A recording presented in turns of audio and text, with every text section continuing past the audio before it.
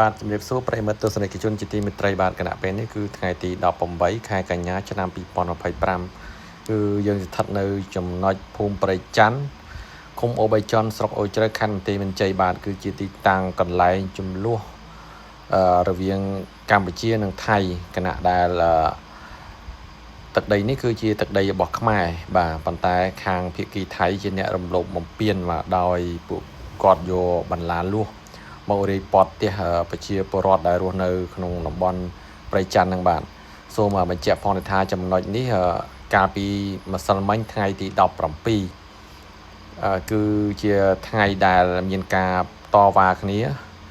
គណៈដែលទាហានថៃរួមទាំងកងកម្លាំងប៉ារ៉ានិងតម្រួតនិងប៉ូលីសថៃបានយកប្រដាប់ដោយដំបងខែលនិងកំភ្លើងបាញ់ក្របបែកផ្សែងព្រមទាំងក្របកំភ្លើងចរដែលបាញ់សម្ដៅមកលើប្រជាពលរដ្ឋខ្មែរយើងដែលពួកគាត់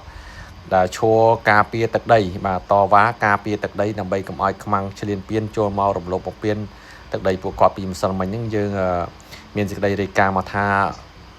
មានរបួសដល់ទៅជាង20នាក់បាទក្នុងនោះមានទាំងព្រះសង្ឃកងកម្លាំងប្រដាប់អាវុធអ្នកសារព័ត៌មានក៏ដូចជាប្រជាពលរដ្ឋផងដែរដែលត្រូវក្របកំភ្លើងរបស់ថៃដែលបាញ់រំលោភបំពានមកលើប្រជាពលរដ្ឋរបស់យើងបាទខាងសូមបញ្ជាក់ថាខាងទាហានថៃហ្នឹងគឺនឹងប៉ូលីសថៃកងកម្លាំងប្រដាប់អាវុធថៃហ្នឹងគឺគាត់ប្រើអាវុធបាញ់មកលើប្រជាពលរដ្ឋយើងបាទទាំងងងើលបាទគឺអត់មានកោតក្រែងនៅឯច្បាប់អន្តរជាតិអីទេមកប្លន់យកទឹកដីយើងហើយ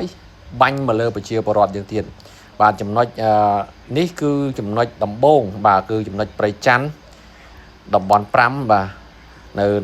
ចំណុចព្រៃច័ន្ទយើងហ្នឹងគឺគាត់ដាក់បន្លាលួសដំបូងភាសាហើយបាទនេះទីនេះគឺជាទីតាំងដាក់ពីដំបូងដែលមានកងឡានបន្លាលួសហើយនឹងក្នុងខាងមុខនោះគឺជាសំណាញ់ខ្មៅបាទនេះយើងឃើញបាទនេះគឺជាសំណាញ់ខ្មៅពួកគាត់ដែលដាក់ឲ្យដាក់កាមេរ៉ាអាហ្នឹងគឺវគ្គដំបូងបាទ